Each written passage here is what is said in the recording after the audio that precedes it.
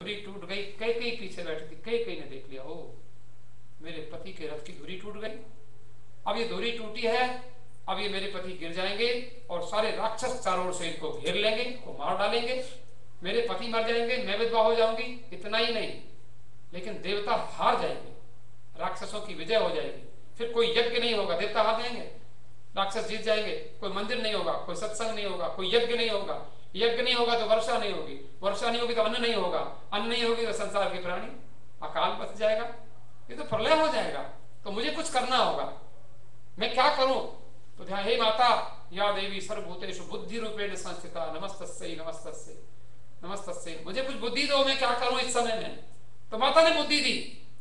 कई बार हम लोगों को याद नहीं होता है, और फिर जब माता जी का ध्यान बुद्धि रूपेण संस्था जब बोलते हैं तो बुद्धि में आ जाता है। मुझे पता नहीं कब की कथाएं याद आ जाती हैं बुद्धि में, माता जी की कृपा से। वो मुझे माता बुद्धि दो मुझे कुछ। तो कई को बुद्धि आई कि अरे महात्मा की बात याद कर, तू बचपन में जब छोटी सी थी तो बाबा जी को तूने मुंह काला कर दिया था, तो उसने तेरे को श्राप दिया था, लेकिन जब तूने दंड कमंडल दिया था तो तुझे कहा था ना, क्या कहा था कि तेरा ये हाथ वज्र के समान हो जाएगा, जरा देख। उसने माता जी को ध्यान किया, माता जी मेरा हाथ वज्र के समान करो, और बस झट से देखा तो हाथ तो बड़ा मजबूत हो गया। उसने झट से वो धुरी जहां टूटी थी, धुरी की जगह अपना हाथ रथ में, वो जिस पहिए की धुरी टूटी थी उस पहिए में अपना हाथ लगा दिया, धुरी को निकाल के फेंक दिया, और हाथ लगाए हुए रथ में ऐसे ही बैठी रही। और दशरथ जी का रथ गिरा नहीं, टूटा नहीं। दशरथ जी ने देवताओं की ओर से युद्ध किया, राक्षसों को हराया और विजय हो गई दशरथ जी के कारण देवताओं की।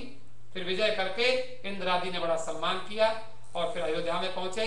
दशरथ जी बोले देवी उतरो, बोले पहले आप उतरो प्रभु। बोले नहीं तुम उतरो ना पहले पत्नी को। बोले पत्नी को कैसे उतारोगे, मेरा हाथ थोड़ा सा रथ में लगा है। बोले रथ में? बोले धुरी की, धुरी टूट गई थी तुम्हारे रथ की, तुम्हें पता है? तो दशरथ ने कहा कई तुमने मेरा जीवन बचाया, तुमने मेरे प्राणों की रक्षा की, लोग तो तुम्हारे लिए कुछ कुछ कहते हैं, लेकिन तुम तो बड़ी वीर हो, और तुमने उफ भी नहीं किया। तुम रथ की धुरी की जगह तुम अपना हाथ लगाकर, पहिया तुम्हारे बाह के ऊपर चल रहा है। लेकिन पतिदेव चिंता ना करो, ये मुझे संत की कृपा है, एक संत का आशीर्वाद मुझे मिला था, उसने सब कथा सुनाई, और ये कथा राम जी को सुना रही थी, और मैंने जो कुछ भी किया है वो सब उन महात्मा के आशीर्वाद से किया है, और आपकी रक्षा हो गई। लेकिन देवी तुम इसके बदले में कुछ मांगो। बोले मैं इसके बदले में, मुझे तो कुछ जरूरत नहीं है, मैं आपकी पत्नी हूं, मुझे किस चीज की कमी है जो मैं आपसे मांगू? लेकिन नहीं, मैं तुम्हें वरदान देना चाहता हूं। तो बोले ठीक है, तो मैं जब मुझे आवश्यकता होगी तो मैं वरदान मांगूंगी। तो राम जी ने कहा मां, मेरी मां कौशल्या मुझे वन में नहीं भेज रही है, मुझे वन में जाना है। वशिष्ठ जी ने जो विद्या पढ़ाई थी मुझे और पढ़नी है, मुझे और कुछ सीखना है, महात्माओं से कैसे जीना चाहिए। तब कहा कि हाँ बेटा, मुझे महात्मा ने मुंह काला होने का श्राप दिया था, मेरा मुंह काला होगा, लेकिन मैं अपने राम को वन में जरूर भेजूंगी, तेरी इच्छा जरूर पूरी कर। क्योंकि वो माता बड़ी कठोर हृदय होती, जो अपने बच्चों को महात्मा बनावे, जो अपने बच्चों को सत्संग में ले जाए। कहते मंदिर में तुम बेटे को, मेरे बेटे को मंदिर में नहीं ले जाओगी, खबरदार। बाप कहता है, मां तेरे ले जाती है, बाप रोकता है, ये होता है। कई बार दूसरे सास रोकती है, ए मंदिर में क्यों ले गई, दूसरी जगह ले जा, पार्क में ले जाओ, घुमाने को ले जाओ। लेकिन कई ने राम जी को, तो कई की कृपा से, तो हम लोग कहते हैं कि कई खराब थी, लेकिन भगवान राम, रामायण में पढ़ो, जब वन में जाते हैं तो कई के चरण छू के आशीर्वाद लेके जाते हैं, और जब वन से लौटते हैं, रामायण पढ़ लीजिए, गवाह है कि लौट के आते तो कौशल्या मां को बाद में मिलते हैं, पहले कई माता को मिलते हैं। माता जी आपकी कृपा से मेरा वनवास पूरा हो गया, और मैं तुम्हें आपको थोड़ा सा चिंतन देना चाहता था, फिर समय बहुत ज्यादा हो गया। अभी आरती करेंगे, आरती के बाद दुनिया जो कहती है कई को बुरा बुरा, लेकिन आप थोड़ा उसमें सोचिए कि सचमुच कई के पीछे कितना बड़ा रहस्य है। कई और राम जी के हृदय में कई का कितना सम्मान है, और हमारे साथ लोगों की दृष्टि में कोई बुरा करता है, लेकिन उसके भीतर भी कोई ना कोई अच्छाई छिपी रहती है, उसमें हमारा हित छिपा रहता है। माता जी की आरती करें, सभी लोग खड़े हो जाएं।